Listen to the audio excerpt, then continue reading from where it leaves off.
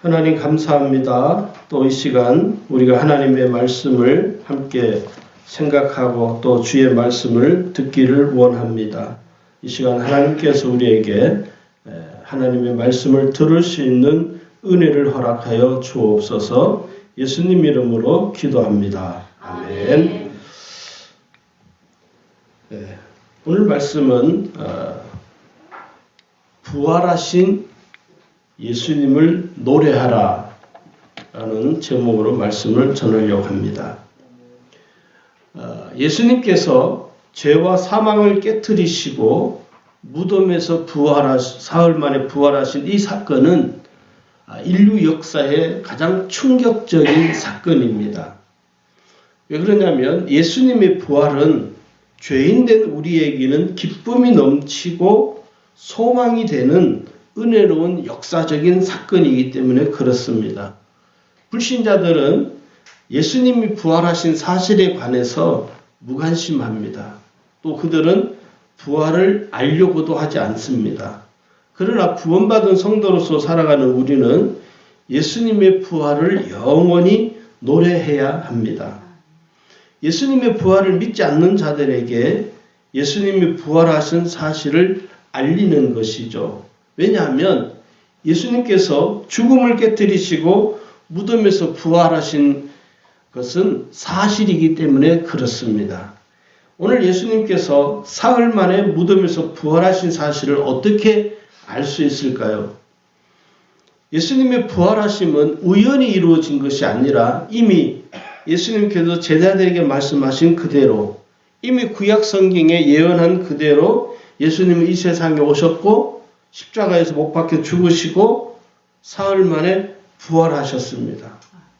그래서 이 예수님의 부활은 가상의 세계에서 일어난 스토리가 아니라 현존하는 역사 속에서 일어난 인류 역사의 가장 큰 최대 역사적인 사건입니다. 자, 그렇다면 예수님께서 십자가에 못 박혀 죽으신 지 사흘 만에 무덤에서 부활하신 사실을 우리가 어떻게 알 수 있는가? 여러 가지가 기록이 되어 있습니다. 그 부활하신 사실을 어떻게 알 수 있냐면 첫 번째는 부활을 최초로 목격한 자들이 있습니다. 예수님의 부활을 최초로 목격한 사람들은 여인들이었습니다. 그런 맥락에서 보면 남성보다 여성들이 훨씬 믿음이 좋은 것 같아요.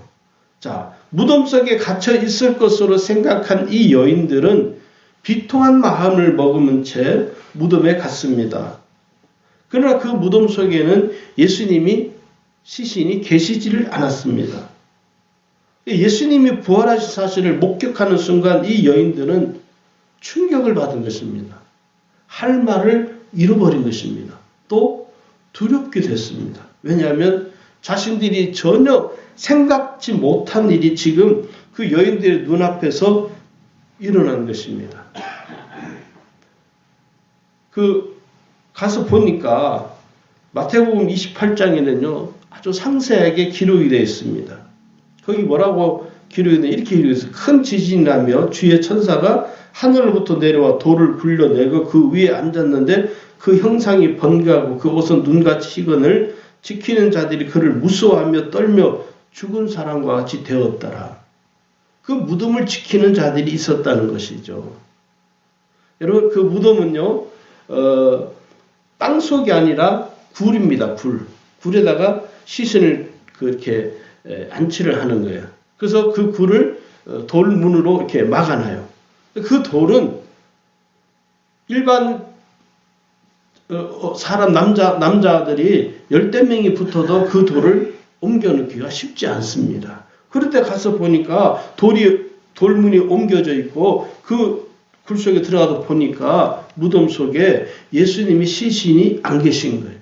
그러니 이 여인들이 얼마나 충격을 받았겠습니까? 그 자리에서 아마 다들 거의 기절할 지경이었죠. 돌이 옮겨진 것을 보고 들어가니까 예수의 시체가 보이지 아니했더라. 누가복음 24장에서는 또 그렇게 기록을 합니다.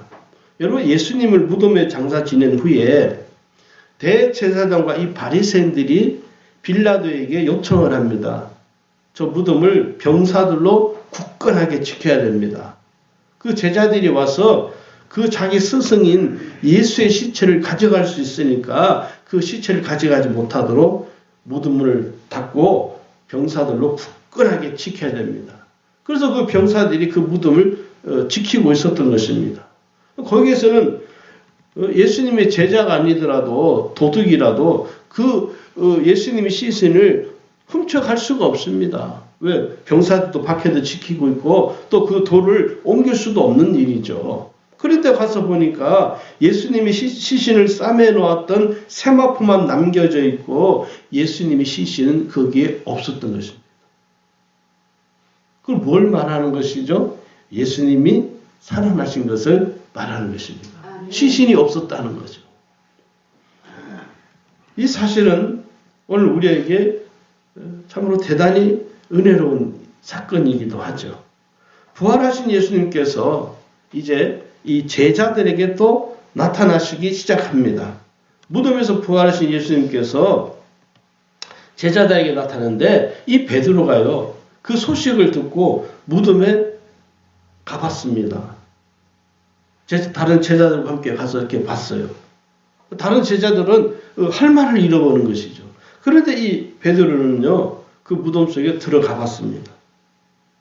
허리를 굽혀져 들어가 보니까 아니나 다를까 그 여인들의 이야기처럼 예수님의 시신은 보이지 않고 예수님이 시신을 놔두었던 그 예수님이 시신을 쌓아놓았던 그 세마포만 그 자리에 그대로 있는 거예요. 그리고 베드로도 충격을 받은 것이죠. 거기 무덤 속에 있어야 될 예수님의 시신이 없으니까 얼마나 충격이 있겠습니까? 그리고 난 후에 예수님이요. 엠마오 마을로 가는 두 제자와 동행을 하십니다. 거기 보면 누가복음 24장에 보면 여러분 엠마오 마을로 가는 그 두 제자들의 스토리를 자세하게 기록을 해요. 거기 누가복음 24장 13절 14절에 보면요. 그날에 그들 중 둘이 예루살렘에서 25리 되는 엠마오로 하는 마을로 가면서 이 모든 된 일을 서로 이야기하더라. 그렇게 기록을 하기 시작합니다. 이 두 제자가 얼마나 낙심했겠습니까? 예수님이 십자가에 죽으시고 무덤에 갇히고 또 그 무덤에 갇혀있는 그 예수님의 시신이 없어져 버리고 부활하신 것이죠. 그러니까 이 제자들이 가면서 그 이야기를 서로 이런 이야기 저런 이야기 하면서 가는 거예요. 근데 그 이야기하며 가는 그 두 제자와 함께 동행한 이가 있었습니다. 그분이 누구냐면 부활하신 예수님이에요. 이 부활하신 예수님이 그 두 제자와 함께 가면서 서로 주거니 받거니 이야기를 하며 지금 가는 광경이 이 누가복음에 기록이 되어 있습니다. 그런데 여러분 문제는 이 엠마울로 가는 두 제자는 자기들과 함께 동행하고 계시는 예수님을 알지 못했다는 것입니다. 알지 못했다는 거예요. 자, 그러면 한번 생각해 보세요. 이 두 제자가 지금 자기들과 함께 걸어가고 또 서로 얼굴을 대면하면서 서로 이야기를 나누고 있는 그 예수님이 부활하신 예수님이라는 사실을 왜 몰랐을까요? 그 이유는 딱 한 가지입니다. 이 두 제자의 영적인 눈이 열려지지 않았기 때문에. 엠마오 마을까지 가는 거리는 25리라고 기록이 되어 있죠. 좀 더 우리가 쉽게 이해할 수 있으려면은 이 키로수로 환산을 하면 약 9.8 295. 이렇게 나옵니다. 약 10km가 못 되는 것이죠. 여러분, 약 10km가 되는 거리가 짧은 거리가 아니거든요. 사람이 걷는 걸음으로 가게 되면 그 10km 동안 10km가 되는 거리를 걷는 동안에 이 두 제자는 예수님과 함께 이야기를 나누는데도 불구하고 예수님이 이 제자를 할지라도 영적인 눈이 열리지 않으니까 부활하신 예수님을 알지 못한 것입니다. 우리도 그렇거든요. 우리도 영적인 눈이 열리지 않으면 이 두 제자처럼 어떠한 일도 믿지 않습니다.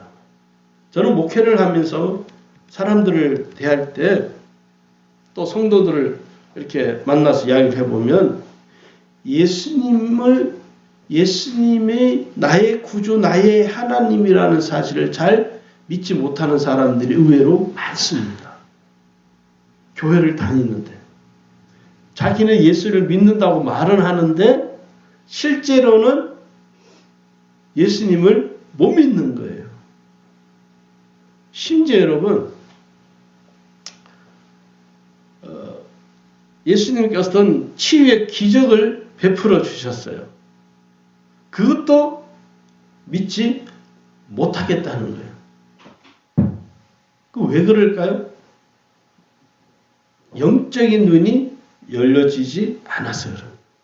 제가 안경을 쓰고 있거든요. 저는 이 안경을 벗으면 이 가까운 제가 지금 보고 있는 이 노트북에 있는 설교 원고를 볼 수가 없습니다. 저는 글을 읽을 때 제가 안경을 쓰고 글을 읽어야 돼요. 똑같습니다. 예수님이 부활하신 사실을 알지 못한 이 제자들은 영적인 눈이 열려지지 않아서 예수님이 자기들과 함께 계시는, 자기들과 함께 이야기하고 계시는 그분이 부활하신 주님이라는 사실을 잘 이해하지를 못하는 것이죠. 그런데 나중에 깨닫게 됩니다. 그때는 이미 예수님이 그 자리에 계시지 않아요. 그 다음에 예수님이 부활하신 사실을 어떻게 알 수 있냐면 예수님의 부활을 의심하고 있는 이 도마에게도 예수님이 나타나셨습니다. 도마는요, 제자들이 다른 제자들과 함께 예수님이 부활하신 그 무덤에 가지를 않았습니다. 그래서 제자들이 들려주는 그 이야기를 듣기만 한 거예요. 그러니까 도마는 자기는 자기 눈으로 보지 않고서 자기 손으로 만지지 않고서는 예수님이 부활하신 사실을 자기는 도무지 믿지 못하겠다는 거예요. 무슨 이야기냐면 의심하는 것이죠. 의심. 못 믿는 것이죠. 여러분 사람이요 제일 불쾌한 게 뭐냐면 내가 하는 말을 상대방이 믿지 않을 때 불쾌하게 여겨집니다. 예수님이 얼마나 불쾌했겠습니까? 그런데 예수님이 의심하는 그 도마를 찾아가십니다. 의심이 많은 도마를 예수님이 만나주신 것이죠. 그 요한복음 20장에 보면 거기 이렇게 기록이 되어 있죠. 예수님이 이 도마가 뭐라고 하냐면 요한복음 20장 25절에 보면 이렇게 말해요. 우리가 이제 제자들이 말해줘. 다른 제자들이 도마에게 야 우리가 주님을 봤다. 주님이 부활하신 것을 우리가 목격했다. 그러니까 도마가 뭐라고 합니까? 내가 그의 손에 못자국을 보고 내 손가락을 그 못자국에 넣으며 내 손을 그 옆구리에 넣어보지 않고는 나는 믿을 수 없다. 의심이 생긴 것이죠. 그렇게 말을 하고 난 후에 8회가 지나서 다시 제자들이 집안에 있을 때 도마도 함께 있습니다. 그때 예수님이 오셔서 제자들에게 특히 이 도마에게 묻죠. 너에게 평강이 있을지어다. 도마가 예수님의 부활을 온전히 믿지 않고 의심하는 것은 여러분 불신앙적인 생각입니다. 다시 말하면 생각이 올바르지 못하는 것이죠. 우리가요 생각이 올바르지 못하면요 어떤 사물을 보거나 어떤 사람들을 볼 때 우리는 의심을 하게 됩니다. 의심이 얼마나 무서운 건지 아시죠? 그러니까 우리도 신앙생활을 하다 보면요 의심하는 것들이 자주 생깁니다.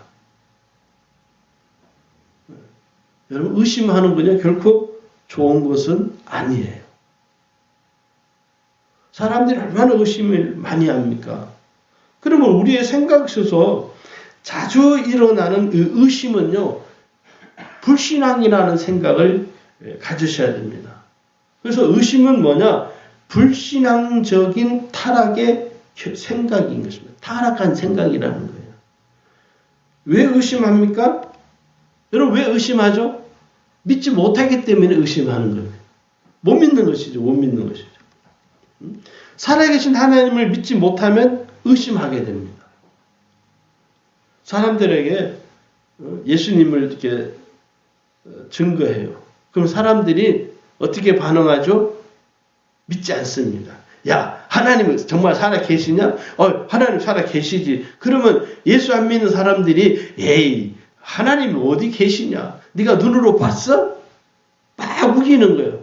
그럼 믿음이 연약한 성도는 또 막 우기다 보니까 그래, 내가 하나님 눈으로 본 적이 없지. 그러니까 어디요? 하나님은 진짜 안 계시는가? 의심을 하기 시작하는 거예요. 여러분, 의심하는 건요, 하나님께서 결코 기뻐하지 않는 것입니다. 이 의심 많은 도마에게 예수님 뭐라고 말씀했냐면 믿음 없는 자가 되지 말고 믿는 자가 되라, 그렇게 말씀해요. 요한복음 20장 27절에 예수님이 도마에게 말씀을 하세요. 내 손가락을 이리 내밀어 내 손을 보고 내 손을 내밀어 내 옆구리에 넣어보라. 도마 그렇게 말했거든요. 내가 주님의 손 잡고 못 잡고 옆구리를 내가 만져보지 않고서는 내가 믿을 수 없다. 그래 예수님께서 오셔가지고 도마가 말하는 대로 그래? 그러면 너가 내 손을 만져보고 내 못자국을 만져보고 내 옆구리에 손을 넣어보라. 그리고 믿음 없는 자가 되지 말고 믿는 자가 되어라라고 예수님이 말씀을 하신 거예요. 그때서야 비로소 도마가 뭐라고 대답합니까? 나의 주님이시요 나의 하나님이십니다. 할렐루야. 그때서 자기 눈으로 보고 자기 손으로 만지고 난 후에야 예수님이 부활했다는 사실을 이 도마가 믿었던 것입니다. 얼마나 어리석은 것입니다. 그러니까 예수님이 부활하신 최초 목격자된 이 여인들, 또 예수님의 11 제자들에게 나타나시고 부활하신 예수님이 나타나시고 엠마올 마을로 가는 두 제자에게 나타나셔서 함께 동행하시고 의심하고 있는 도마에게 예수님이 오셔서 의심하지 말고 믿는 자가 되라고 말씀하시는 것을 보면 우리가 알 수 있는 게 뭡니까? 예수님은 실제로 진짜로 리얼로 부활하셨구나. 이게 실화입니다. 요즘 사람들이 쓰는 말 표현을 하면 실화예요, 실화. 리얼. 자, 그러면 여러분, 우리가 왜 부활을 노래해야 될까요? 여러분, 우리가 믿는 신앙은요, 이 진리에 근거한 사실을 믿는 겁니다. 성경은 진리이죠. 우리는요, 어떤 억지로 믿는 게 아니에요. 여러분, 오해하시면 안 돼요. 사람들이 예수 안 믿는 사람들에게 야, 하나님 믿으세요. 하나님만 믿으세요. 여러분, 억지로 믿는 게 아닙니다. 있는 사실을 이야기할 뿐이에요. 그 사람이 믿고 안 믿고는 그 사람의 책임이에요. 그러니까 우리의 책임은 뭡니까? 있는 사실을 전할 뿐이에요. 요즘은 가짜 뉴스가 얼마나 많습니까, 여러분? 여러분, 매스컴에서 이야기하면 다 믿을 수가 없어요. 가짜 뉴스가 많아요, 사실은. 언론들이 정직하지 못해서 그런 것이죠. 그런데 여러분, 신앙은요, 없는 사실을 지어내서 허구를 만들어내서 이야기하는 것이 아니라 있는 사실을 그대로 이야기하는 것을 내가 믿는 거예요. 그걸 우리는 신앙이라고 말하는 것입니다. 그걸 진리라고 말하는 거예요. 그러니까 오늘 예수님의 부활은요, 가장 거룩하고 존귀하고 영광스러운 사실이며 신앙입니다. 우리가 부활하신 예수님을 믿는 것, 그 사실을 믿는 것, 그게 바로 신앙이요 믿음이라는 것입니다. 할렐루야. 왜 우리가 부활을 노래해야 되느냐면 첫 번째는 기독교 복음의 핵심이 되는 신앙이기 때문에 그렇습니다. 구원받은 성도에게는 예수님의 십자가의 죽음과 부활하심은 복음의 핵심입니다. 그래서 여러분, 이 십자가와 부활이 없으면 우리는 기독교 신앙을 말할 수 없습니다. 십자가와 부활은 기독교의 핵심 중에 가장 중심입니다. 우리가 믿는 이 신앙은 예수님이 십자가에 못 박히시고 거룩한 보혈을 흘려 죽으시고 죄와 사망을 깨뜨리시고 무덤에서 부활하신 그 사실을 우리가 믿는 것입니다. 왜요? 사실이기 때문에, 진리이기 때문에. 그래서 우리 기독교 복음의 핵심이 되는 기독교 신앙이 형성이 되어지는 것입니다. 고린도전서 1장 18절에 이렇게 말씀하죠. 십자가의 도가 멸망하는 자들에게는 미련한 것이요 구원을 받는 우리에게는 하나님의 능력이라. 할렐루야. 예수님의 부활은 역사적으로 현존하는 진리입니다. 우리가 왜 예수님의 부활을 노래하냐면 이 예수님 부활은 역사적으로 현존하는 진리입니다. 예수님의 부활은 역사적으로 현존하는 진리예요. 서구가 아닙니다. 역사적인 사실입니다, 여러분. 여러분 혹시 그런 영화를 아마 잘 모르시겠어요. 예수는 역사다라는 영화가 얼마 전에 한국에서 상영이 된 적이 있습니다. 보신 분들이 계실지 모르겠는데 아마 잘 모르실 거예요.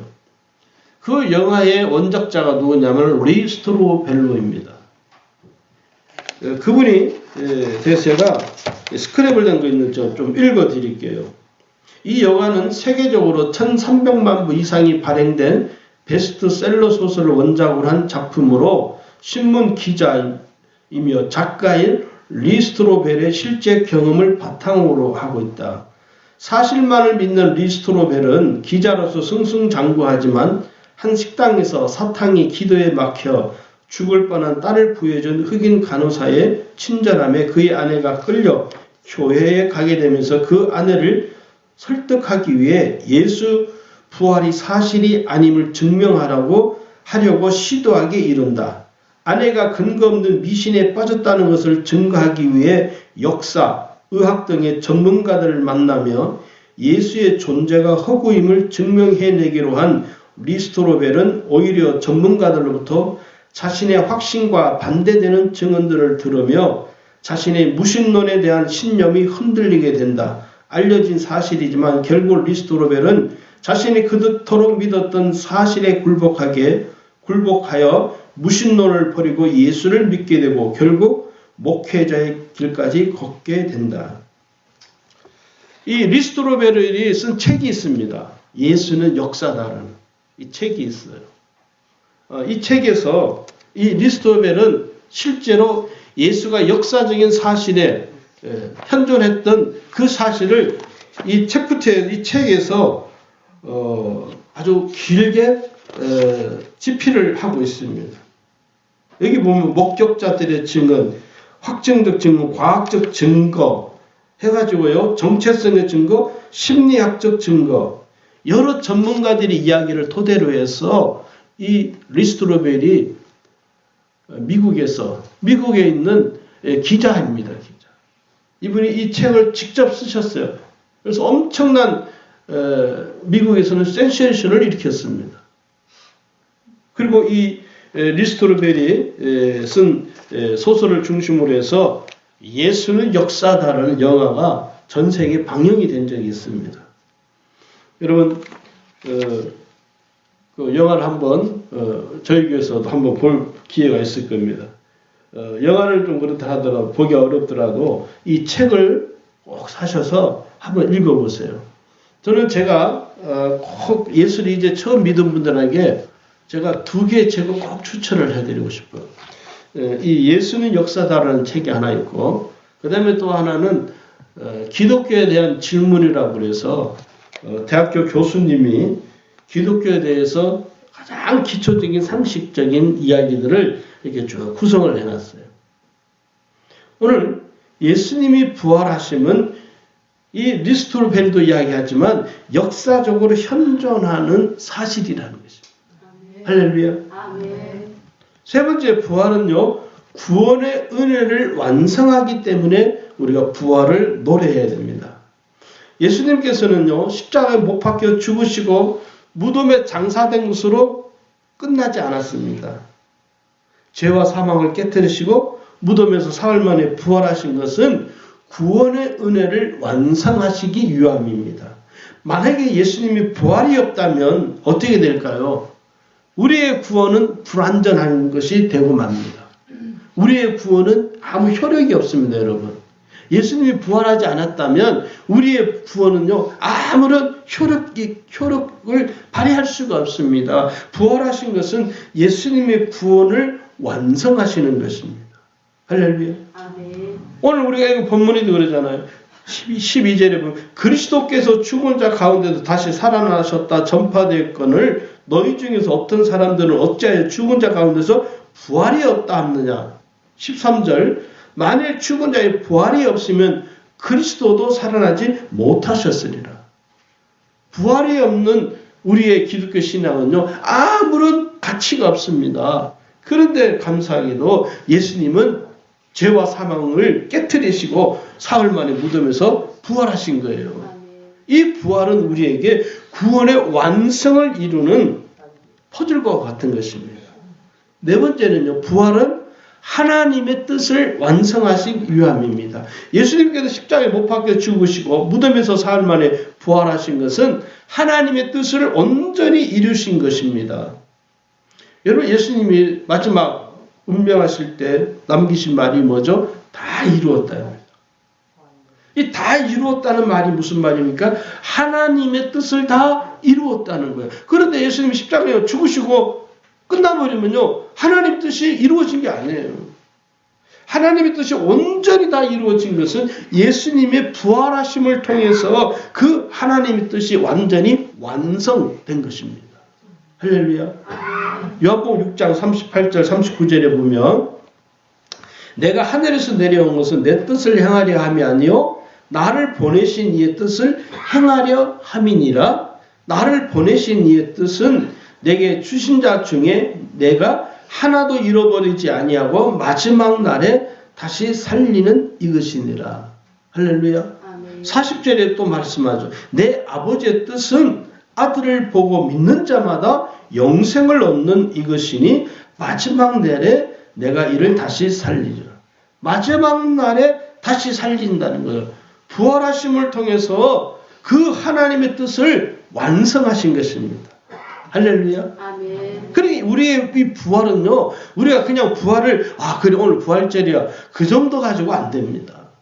하나님의 뜻이 지금, 우리가 부활은 하나님의 뜻이 완전히 완성이 되어진 것을 말하는 것입니다. 할렐루야. 아멘. 그리고 마지막으로 부활은요, 모든 사람이 구원받기 위함인 것입니다.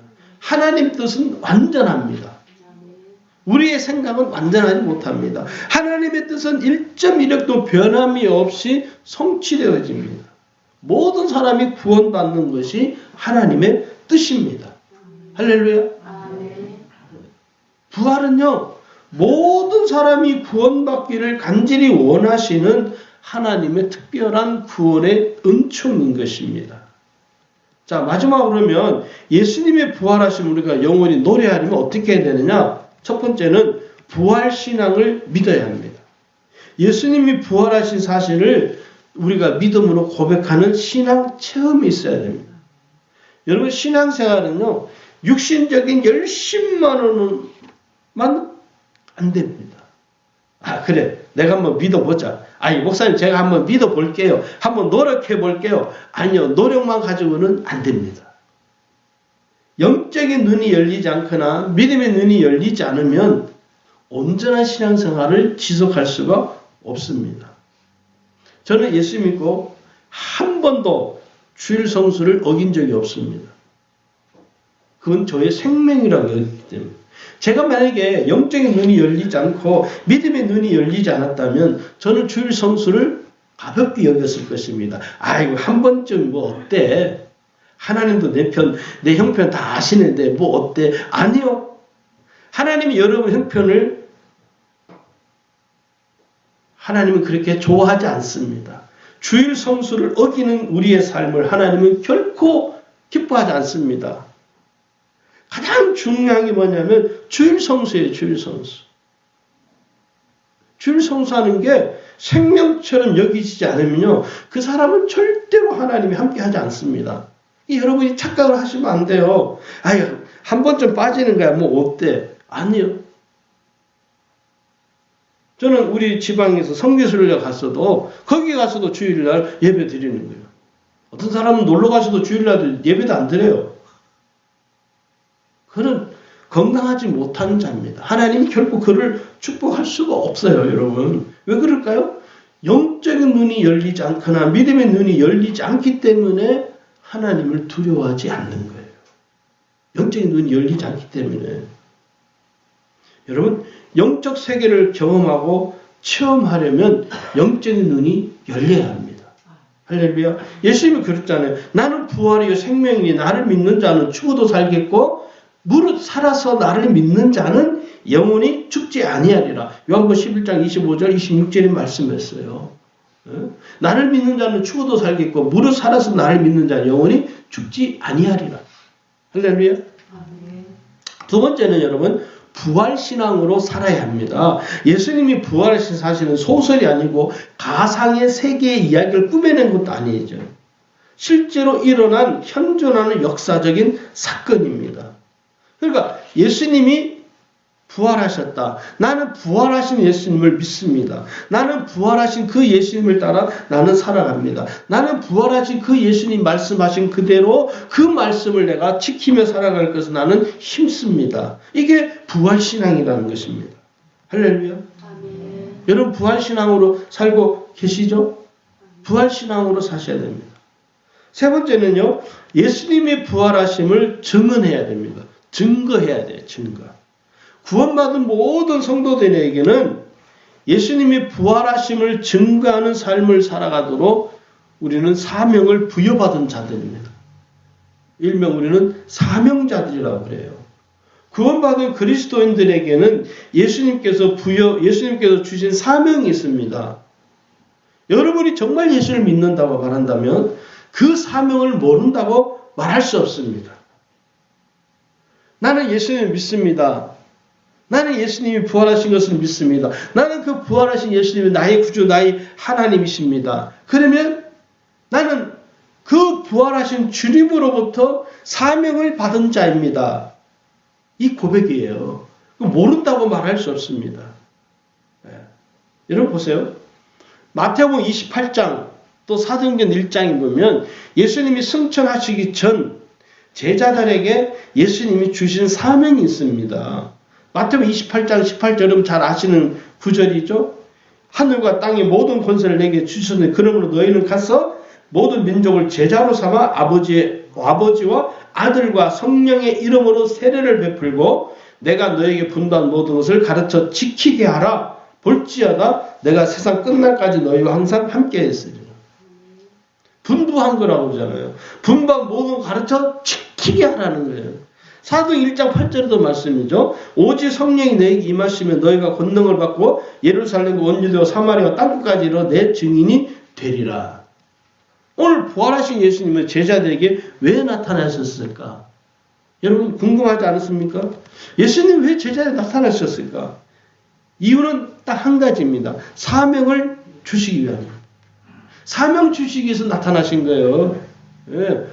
예수님이 뭐 세상에 미련이 남아서 부활해가지고 예수님이 제자들에게 40일 동안 나타난 게 아니라 그들에게 사명을, 확고한 사명, 예수님이 생전에 말씀하셨던 그 말씀을 다시 기억나게 하시고 다시 그들에게 말씀을 주셔서 그들에게 사명을 일깨워주게 하기 위해서 예수님이 나타나신 거예요. 그러니까 제자들에게 주신 그 사명은 그 제자들이 깨닫고 그 사명을 감당하잖아요. 초대교회 시절에 돌아가 보면. 그러니까 제자들에게 주신 그 사명이 오늘 우리에게도 주신 것입니다. 아멘. 할렐루야. 아멘. 예수님 우리에게도 사명을 주셨어요. 저는 중국도 가보고 아르메니아도 가보고 필리핀에도 가봤습니다. 제가 제일 많이 간 나라가 중국이에요. 한 10년 가까이 제가 1년에 2차례씩 가서. 아르메니아도 이번에 가보니까요. 여기에도 하나님이 계시는구나.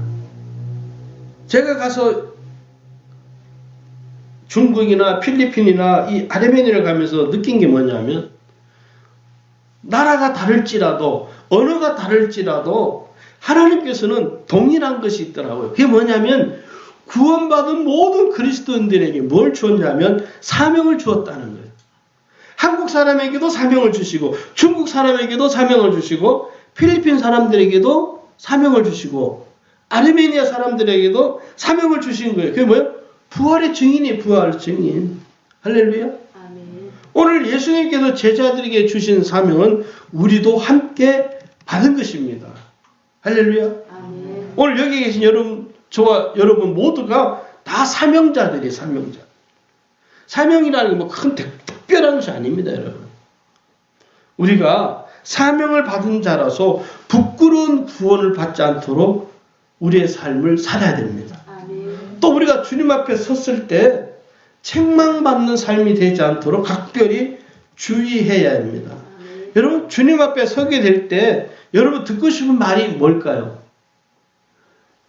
여러분 꼭 기억하셔야 돼요. 그거 생각하시고 그 마음을 늘 이 마음에 새기고 신앙생활을 하셔야 됩니다. 왜? 주님 앞에 반드시 서게 될 테니까.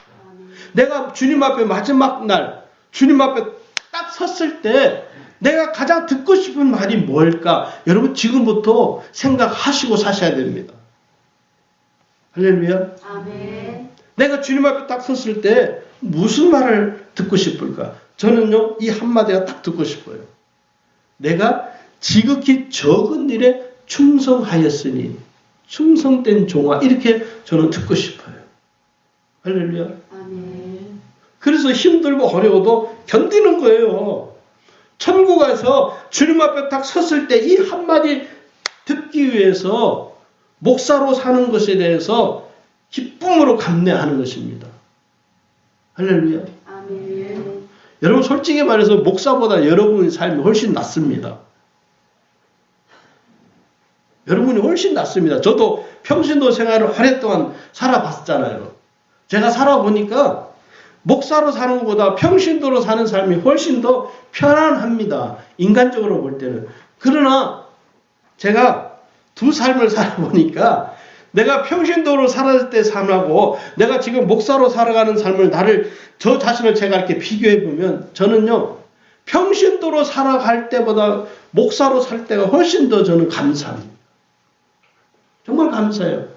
자이든 타이든 내가 말씀을 의지할 수밖에 없고 기도 안 할 수밖에 없고 기도해야 되고 말씀 봐야 되고 무릎을 꿇어야 되고 힘들고 어려운 일이 와도 그 힘들고 어려운 일을 겉으로 표현을 할 수가 없어요. 왜? 성도들이 나를 보고 있으니까. 내가 막 시험 들고 내가 막 믿음 없고 그러면요 어떻게 되겠습니까? 그러니까 저는요, 평신도로 살 때보다 내가 목사로 사는 것이 훨씬 더 내게는 유익하더라고. 그래서 제가, 내가 이렇게 힘들고 어려워도 감내하는 이유는 다른 거 없습니다. 주님 앞에 섰을 때 한마디 듣고 싶은 거예요. 충성된 종아, 내가 지극히 적은 일에 충성하였으니 내 즐거운 잔치에 참여할지어다. 여러분, 주님 앞에 서게 될 날을 여러분 꼭 기억하시기를 축원합니다. 아멘. 저는 이 부활절을 통해서 우리 주님의 교회 모든 성도들이 오늘 교회 나오신 여러분 모두가 부활의 증인으로 살아가시기를 주의 이름으로 축원합니다. 아멘.